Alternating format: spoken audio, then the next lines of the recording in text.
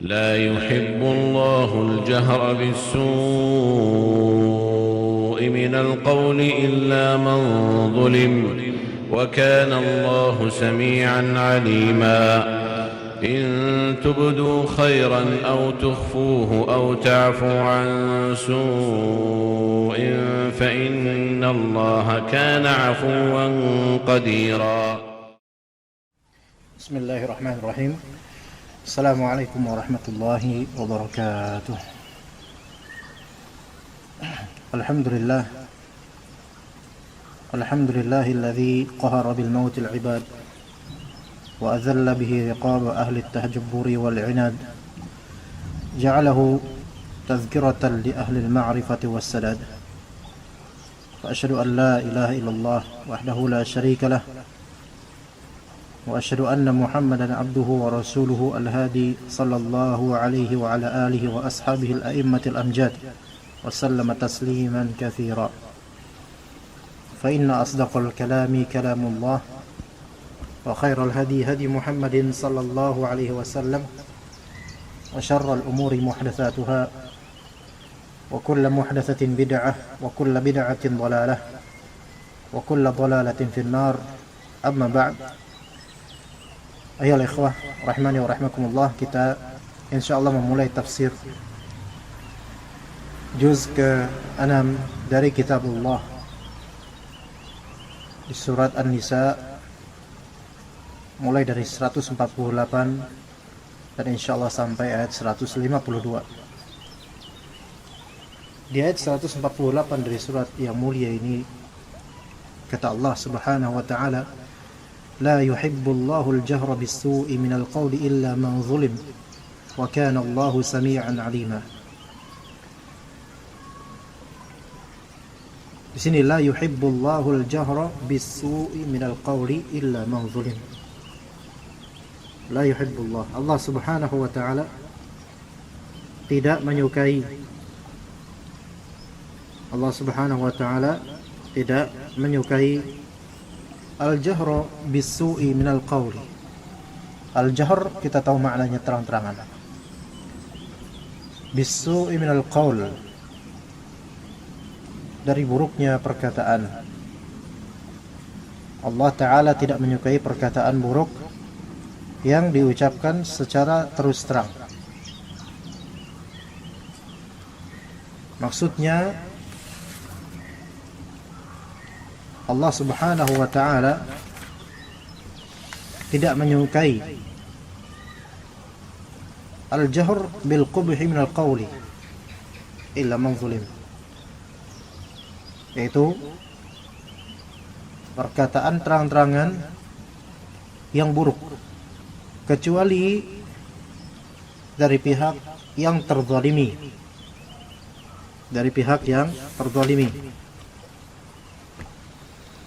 Dan di sini ya ikhwas sekalian rahimakumullah,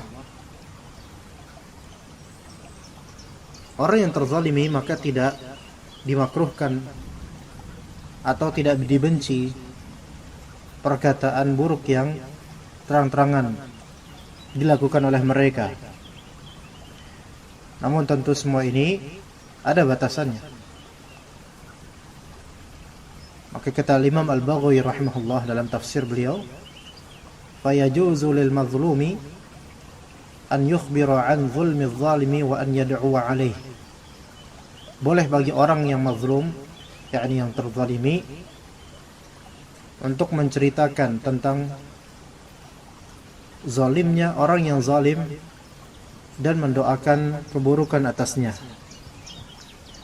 Dan kemudian beliau rahimahullah ta'ala beristidlal dengan ayat di surat Asy-Syura, yang mana ayat-ayat seperti ini ayat-ayat yang perlu diketahui oleh kaum muslimin, tentu selain ayat-ayat lainnya, karena berkaitan dengan hukum dan sikap. Dalam surat Asy-Syura ayat 40 dan 41, Allah Subhanahu wa ta'ala berfirman, وَجَزَاءُ سَيِّئَةٍ سَيِّئَةٌ مِثْلُهَا فَمَنْ عَفَا وَأَصْلَحَ فَأَجْرُهُ عَلَى اللَّهِ innahu la yuhibbul zalimin. Balasan keburukan adalah keburukan yang semisalnya. Maka barang siapa yang memaafkan dan melakukan islah, kedamaian, fa ajruhu 'ala Allah, maka ganjarannya itu ada pada Allah Ta'ala. Sesungguhnya Allah Ta'ala tidak menyukai orang-orang yang zalim. Wala man intasara ba'da zulmihi fa ulaika ma 'alaihim min sabil. Maka bagi orang atau melainkan atau tetapi orang-orang yang intasara, membela diri, ba'da zulmihi, setelah dizalimi, fa ulaika ma 'alaihim min sabil, tidak ada alasan untuk menyalahkan mereka, yaitu orang yang membela diri karena dizalimi, maka tidak tercela dengan intisarnya dia, yaitu pembelaan hak dan dirinya. Ayat-ayat seperti ini, ya khas sekalian, menunjukkan bahwasanya orang yang dizalimi itu memiliki hak untuk membela diri atau melakukan pembalasan yang setimpal. Disebutkan dalam riwayat Abu Hurairah radhiyallahu anhu, Rasulullah sallallahu alaihi wasallam bersabda, al-mustabbani ma qala fa'ala al-badi'i ma lam ya'tadil mazlum. Dua orang yang saling caci maki. Ya, jadi ada dua orang yang saling caci maki. Fa'ala al-badi'i ma qala fa'ala al-badi'i.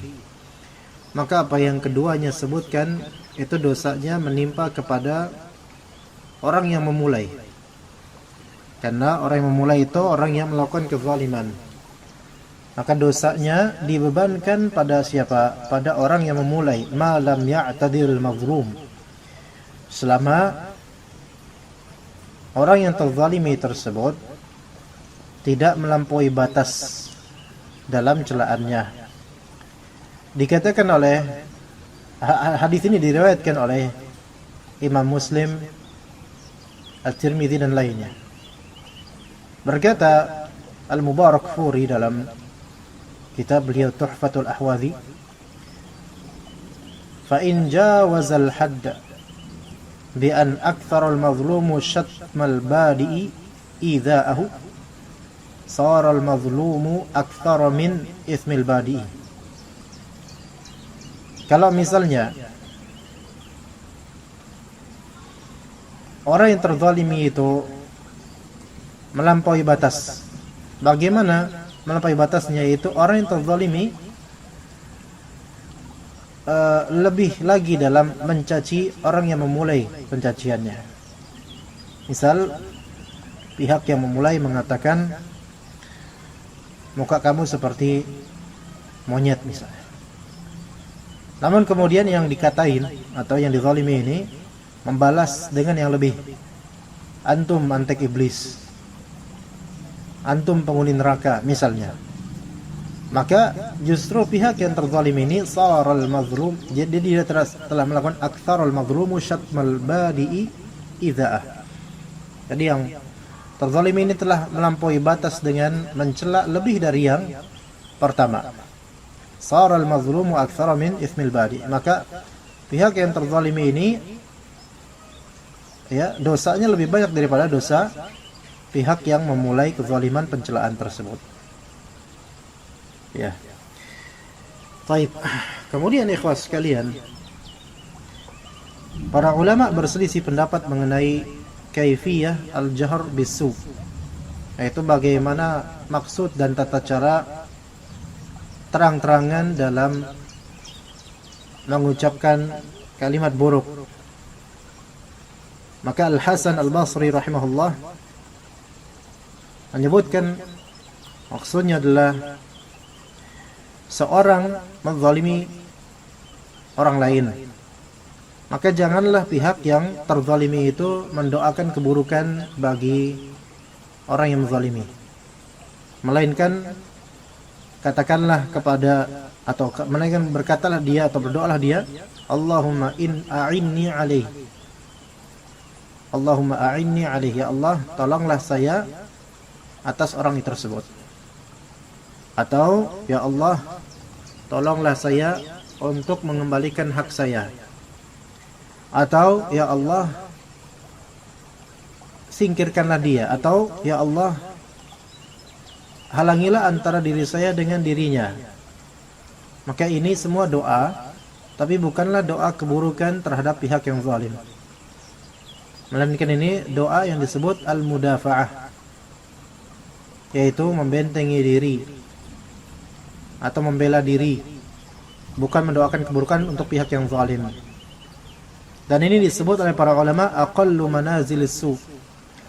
Ini doa paling rendahnya manzilah keburukan. Jadi ini paling bagus ya.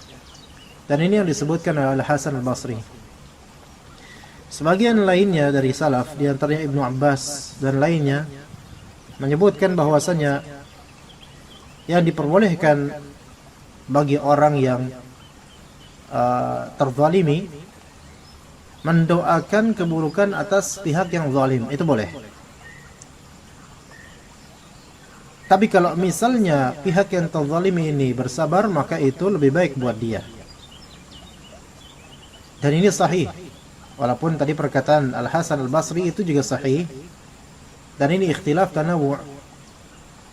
Ya, bukan pertentangan antara perkataan Al-Hasan Al-Basri dan Ibnu Abbas radhiyallahu anhum jami'an. Perkataan Al-Hasan Al-Basri menekankan bahwasanya sebaiknya afdal adalah kita berdoa untuk membentengi diri saja, bukan mendoakan keburukan pada pihak yang zalim. Adapun perkataan Ibnu Abbas, dan ini hukum syar'i yang mubah, yaitu mendoakan keburukan pada pihak yang zalim, maka ini tidak masalah. Ya. Juga yang ketiga dari pendapat ulama dikatakan oleh As-Suddi, dan juga ada riwayat dari Ibnu Abbas mengatakan bahwasanya tidak apa-apa bagi orang yang terzalimi untuk membela diri dari pihak yang menzaliminya dengan kezaliman yang semisal. Dikatakan tidak apa-apa yang seperti itu. Ya. Dan menjaharkan, ya ini menerangkan terang-terangan, mengatakan buruk terhadap atau tentang orang yang menzaliminya. Ini dikatakan oleh As-Suddi dan Ibnu Abbas. Ala kulli hal, ketiga pandangan atau ketiga aqwal atau perkataan ini semuanya sahih insyaallah. Tidak ada yang batil. Orang yang berbuat zalim, maka diperbolehkan bagi yang terzalimi untuk mendoakan keburukan atasnya, atau melakukan yang semisal selama hal tersebut bukan kezaliman. Selama hal tersebut bukan kezaliman dan memang hal tersebut tidak dilarang oleh syariat dalam menimpalinya atau membalasnya. Bahkan dalam tafsir Al-Qurtubi terhadap surat Al-Baqarah, ya, di ayat ke 194 kalau tidak salah, Allah Subhanahu wa taala berfirman dalam potongan ayat disebutkan, "Faman i'tada 'alaikum fa'tadu 'alaihi bimithli ma i'tada 'alaikum. Wattaqullaha wa'lamu annallaha ma'al muttaqin." Maka barang siapa yang berbuat i'tida, kezaliman, keburukan kepada kalian, maka lakukanlah oleh kalian semisal dengan apa yang dia perlakukan terhadap kalian. Bertakwalah kalian kepada Allah, sesungguhnya Allah Ta'ala bersama orang-orang yang bertakwa.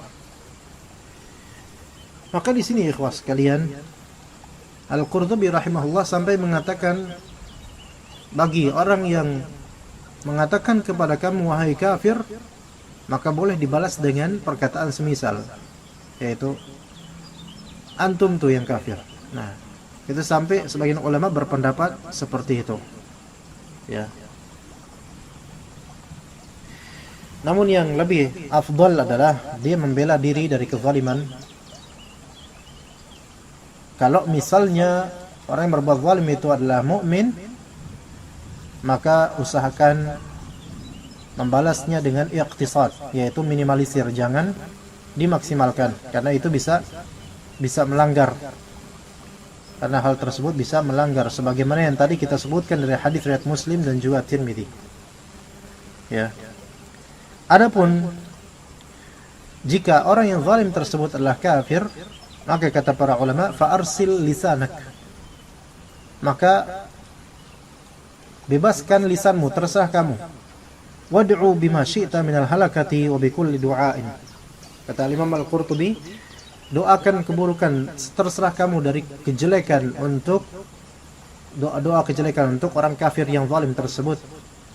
Ya, dari kehancuran dan seterusnya. Silakan. Sebagaimana Nabi sallallahu alaihi wasallam pernah dizalimi. Dan dalam riwayat-riwayat Imam Ahmad, riwayat Bukhari, riwayat Muslim, Allahumma 'alaika bi fulan wa fulan, ya Allah, hancurkanlah fulan dan fulan.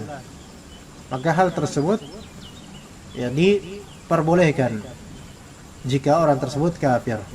Hanya saja dalam masalah ini ada masalah perincian, tafsil, yang kita tidak bisa memperlebar masalah karena waktu yang tidak begitu panjang. Taib. Adapun kalau misalnya orang yang zalim tersebut dia melakukan kezaliman dengan sisi mujaharah, yaitu terang-terangan berbuat zalim, maka diperbolehkan untuk mendoakan keburukan atasnya secara terang-terangan. Ya, diperbolehkan mendoakan keburukannya secara terang-terangan. Begitu juga jika kezaliman tersebut berkaitan dengan harta, baik perampasan atau bahkan dalam masalah hutang. Pun dalam masalah hutang, Rasulullah SAW bersabda yang disebutkan dalam riwayat Sahih Muslim dari hadis Abu Hurairah, juga riwayat Bukhari dan riwayat Imam Ahmad, matlul ghani zulmun. Sikap mengaretnya orang yang kaya dalam membayar hutang itu adalah kezaliman. Juga dalam hadis yang diriwayatkan oleh Imam Abu Dawud, juga Imam Ahmad, juga Imam An-Nasa'i, Ibnu Majah dan lain-lain, Rasulullah sallallahu alaihi wasallam bersabda, layyul wajidi yahillu 'irdahu, atau layyul wajidi yuhillu 'irdahu wa 'uqubatah. Sikap ngaretnya, sikap menundanya orang yang punya uang namun tidak mau bayar hutang, itu sama dengan sikap tersebut menghalalkan harga dirinya dan hukuman terhadapnya. Jadi orang seperti ini boleh dighibahi dalam masalah tidak membayar hutang. Harga dirinya dalam masalah tidak membayar hutang diperbolehkan untuk dihancurkan, baik secara terang-terangan ataupun dari mulut ke mulut. Namun itu hanya sebatas apa? Sebatas masalah hutang yang tidak dibayar atau dikaretkan untuk dibayar. Ya, dan diperbolehkan dengan hadis yang tadi kita sebutkan bagi imam untuk memberi pelajaran terhadap orang seperti ini. Ya. Jadi itu illa man zulim wa kana Allahu sami'an 'alima. Dan Allah Subhanahu wa taala sami'an, Maha mendengar. Yaitu Maha mendengar di sini akhir ayat global, tetapi kalau mau disejajarkan dengan konteks, maka sami' di sini Maha mendengar terhadap doa orang yang terzalimi. Alima, Maha mengetahui terhadap hukuman bagi orang yang zalim. Maka kata Imam Al-Qurtubi rahimahullah, ayat ini tahdzirun lidh-dhalimi hatta la yadhlim. Ayat ini adalah peringatan untuk orang yang zalim agar dia tidak melakukan kezaliman. Dan juga ayat ini sebagai peringatan untuk al-mazlum hatta la yata'adda al-hadda fil intisar. Itu bagi orang yang terzalimi, jangan sampai dia melampaui batas dalam hal membela diri. Ya. Kata Allah Subhanahu wa taala ayat berikutnya, in tubdu khaira aw tukhfuhu, in tubdu khairan aw tukhfuhu aw ta'fu 'an su'in fa innallaha kana 'afuwan qadira. Itu jika in tubdu khaira, jika kalian menampakkan khaira. Khaira di sini bisa dimaknai hasanah, yaitu kebaikan. Jika kalian menampakkan kebaikan, in tubdu khaira. Tapi juga bisa dimaknai in tubdu khaira jika kamu menyatakan suatu kebaikan, baik menampakkan dengan perbuatan atau dengan lisan kebaikan. Ya, in tubdu khaira itu yang pertama. Dan khair di sini ada dua makna, imma maknanya hasanah, kebaikan, imma maknanya adalah al-mal, yaitu harta. Khair dalam Al-Quran bisa dimaknai kebaikan, bisa dimaknai harta. Dan ayat ini memiliki ihtimal, imma makna in tubdu khaira, yaitu in tubdu hasanatan, bisa juga in tubdu khaira in tubdu malan. Maksudnya kalau misalnya hasanah yaitu kebaikan secara umum, kalau misalnya maksudnya adalah harta, maksudnya adalah in tubdu shadaqatan, yaitu jika kamu menampakkan sedekah. Maka jika seseorang menampakkan kebaikan, ya, maka terus dia melakukannya, maka diganjari 10 pahala. Jika dia baru sekedar meniatkannya dan belum sampai melakukannya, maka dicatat untuknya 1 pahala. Ini sebagaimana hadis Nabi sallallahu alaihi wasallam yang diriwayatkan oleh Abu Hurairah, "Man hamma bihasanatin falam ya'malha, kutibat lahu hasanah." Barang siapa yang meniatkan suatu kebaikan dan belum melakukannya, maka dicatat untuknya 1 kebaikan. Fa in 'amilaha kutibat lahu bi'ashri amthaliha ila 700. Ya. Dan jika dia belum melakukannya tapi sudah meniatkan, maka dan jika dia melakukannya, maka dicatat untuknya 10 kali lipat sampai derajat 700 kebaikan, pahala. Au tukhfuhu, di sini masih yang khaira, masih yang khaira. Maksud dari khair yang kedua adalah harta. Maksudnya adalah menampakkan sedekah. Ya, menampakkan sedekah. Ya, in tubdu khaira, jika kalian menampakkan kebaikan atau menampakkan sedekah. Au tukhfuhu, atau kalian menyembunyikan suatu kebaikan atau menyembunyikan suatu sedekah. Maka semua ini baik. Allah Subhanahu wa ta'ala berfirman dalam di surat Al-Baqarah, "In tubdu shadaqati fa ni'mahi." Jika kalian menzahirkan atau menampakkan sedekah-sedekah, maka betapa bagusnya, ya, itu tidak masalah. Wa in tukhfuha wa tu'tuha al-fuqara'a fa huwa khairul lakum. Wa huwa khairul lakum. Dan jika kalian menyembunyikan sedekah tersebut dan memberikannya kepada orang-orang fakir, maka itu kebaikan itu lebih baik buat kalian. Jadi in tubdu khairan aw tukhfuhu, keduanya bagus. Aw ta'fu an su', atau kalian memaafkan suatu keburukan. Su' di sini maknanya mazlamah, yaitu kezaliman atau keburukan. Kalian memaafkan suatu keburukan.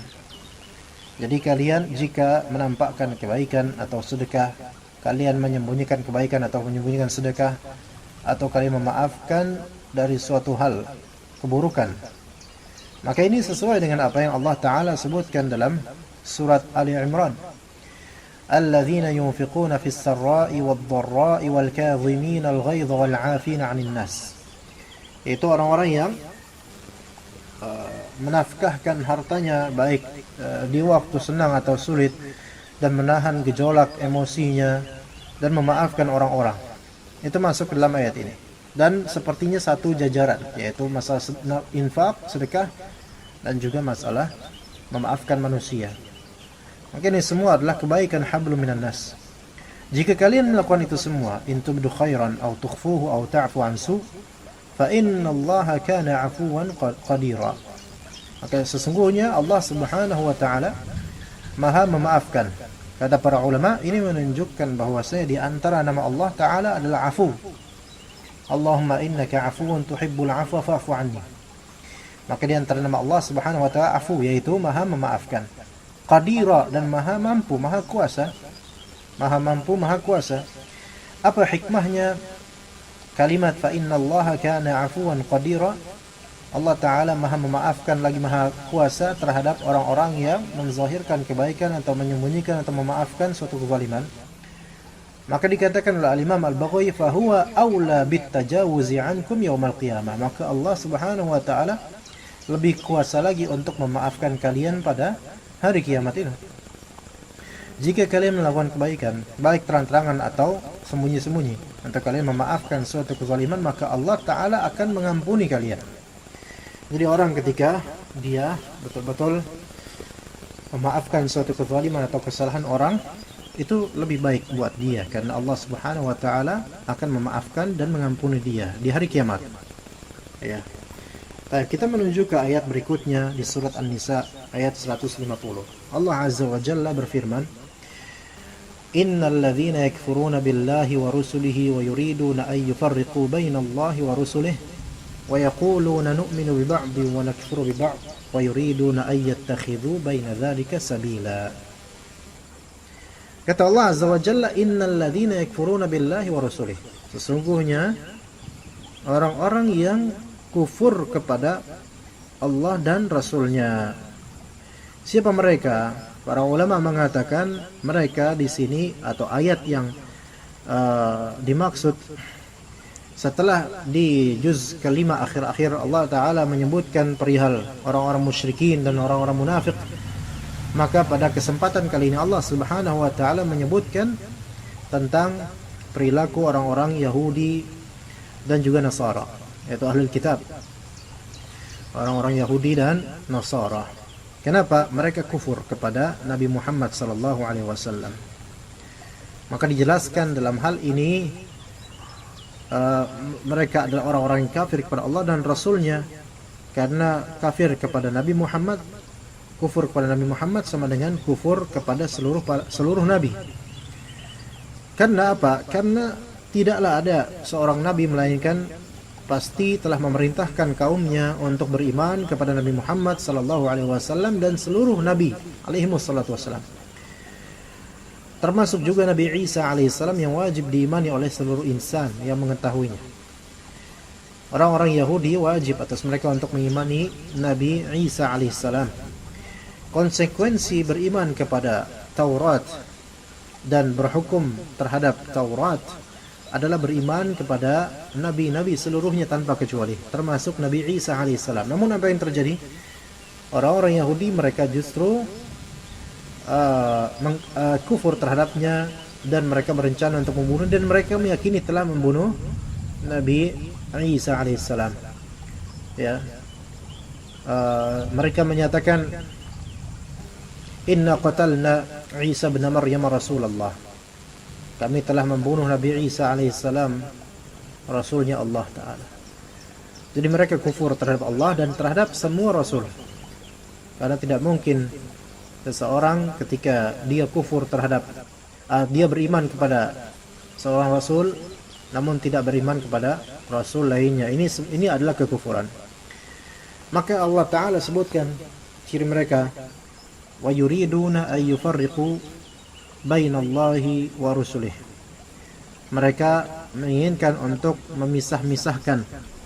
Mereka bermaksud membeda-bedakan antara keimanan kepada Allah dan keimanan kepada para rasulnya. Orang Yahudi mereka beriman kepada Nabi Musa alaihissalam dan kitab yang beliau bawakan, yaitu Taurat. Dan orang Yahudi beriman kepada Uzair. Namun iman mereka kepada Nabi Musa alaihissalam, sebagian dari mereka menghinakan Nabi Musa alaihissalam sebagaimana disebutkan dalam ayat-ayat. Juga mereka walaupun mereka disebut beriman kepada Taurat, tapi pada hakikatnya mereka tidak beriman kepada Taurat. Dan mereka katanya beriman kepada Uzair, namun keimanan mereka terhadap Uzair itu berlebihan sehingga mengatakan Uzair adalah anaknya Allah. Taib, anggaplah misalnya mereka beriman kepada Nabi Musa, mereka beriman kepada Taurat, mereka beriman kepada Uzair, namun mereka kufur terhadap Nabi Isa alaihissalam. Mereka kufur terhadap apa yang Allah Ta'ala wahyukan kepada Nabi Isa alaihissalam berupa Injil. Dan mereka lebih-lebih kufur terhadap Nabi Muhammad alaihissalam dan apa yang Allah Ta'ala turunkan kepada beliau alaihissalam, yaitu Al-Quranul Karim. maka mereka membeda-bedakan antara para rasul dan kitab-kitab, sehingga Allah Ta'ala cap mereka sebagai orang-orang kafir. Mereka berusaha yuriduna an yufarriqu bainallahi wa rusulih. Dan begitu juga dengan orang-orang kafir dari kalangan Nasara. Mereka mungkin beriman kepada Nabi Isa alaihissalam, namun keimanan mereka pun tidak sah dan batil dengan ghulunya mereka mengkultuskan Nabi Isa sederajat dengan ketuhanan. Maka ini kekufuran jelas, syirik dalam urusan rububiyah dan uluhiyah. Ya, dan mereka kufur terhadap Nabi Muhammad alaihi salatu wassalam dan apa yang Allah turunkan kepadanya. Wa yuriduna ay yufarriqu bainallahi wa rusulih. Maka at-tafriq, yaitu pemisah-misahan, pembeda-bedaan antara Allah dan Rasulnya adalah kekufuran. Kenapa kekufuran? Kenapa beriman kepada Nabi Isa tapi tidak beriman kepada Nabi Muhammad adalah kekufuran? Karena Allah Subhanahu wa taala telah memfardukan dan mewajibkan atas seluruh insan untuk menyembah Allah Ta'ala dengan apa yang Allah syariatkan melalui lisan-lisan para rasul. Jika mereka kemudian membangkang dan mengingkari apa yang disebutkan oleh Rasul, maka itu sama dengan mereka menolak syariat-syariat para rasul atau menolak seluruh rasul. Dan orang-orang Yahudi dan Nasara, lisan rasul mereka menuturkan agar beriman kepada Nabi terakhir, Nabi Muhammad alaihissalam. Telah disebutkan oleh Nabi Musa alaihissalam dan juga disebutkan oleh Nabi Isa alaihissalam. Maka ketika datang Nabi Muhammad alaihissalam, Allah Ta'ala utus ke bumi ini, ke dunia ini, mereka wajib untuk mengimani beliau alaihissalam dan apa yang beliau bawa dari kebenaran, dari wahyu Al-Quran dan juga sunnah. Namun ketika mereka menolak, maka ini disebut at-tafriq bainar rusul, yaitu mencerai atau at-tafriq bainallahi wa rasulih, atau bisa juga at-tafriq bainar rusul. Maka mereka ditahqiq sebagai kafir. Wa yuriduna ay yattakhidhu baina dzalika sabila. Dan mereka ingin untuk menjadi, mereka sebelumnya wa yaquluna nu'minu bi ba'dhin wa nakfuru bi ba'd. Mereka berkata kami beriman kepada dengan sebagian dan kami kufur pada sebagian lainnya. Ya, beriman kepada Musa tapi tidak beriman kepada Nabi Isa dan Nabi Muhammad SAW alaihi wasallam. Atau orang Nasara bilang kami beriman kepada Isa namun kami tidak beriman kepada Muhammad alaihi wasallam. Maka yang seperti ini kufur, dan pernyataan seperti ini tidak diterima oleh Allah Subhanahu wa taala, dan mereka menjadikan ini sebagai din, agama. Maka kata Allah Ta'ala, wa yuriduna ay yattakhidhu baina dzalika sabila. Mereka menginginkan untuk menjadikan sabil. Sabil di sini maknanya kata para ulama adalah din atau madhab. Mereka ingin menjadikan itu sebagai madhab, yaitu beriman kepada nabi versi nabi yang diturunkan kepada mereka dan tidak beriman kepada Nabi Muhammad alaihissalam. Maka mereka ingin menjadikan itu sebagai agama, dan ini tentu batil, ya, sebagai madhab, dan ini tentu batil. Kemudian kata Allah Subhanahu wa taala, ulaika humul kafiruna haqqan wa a'tadna lil kafirina 'adzaban muhina. Mereka betul-betul pada hakikatnya adalah orang-orang yang kafir.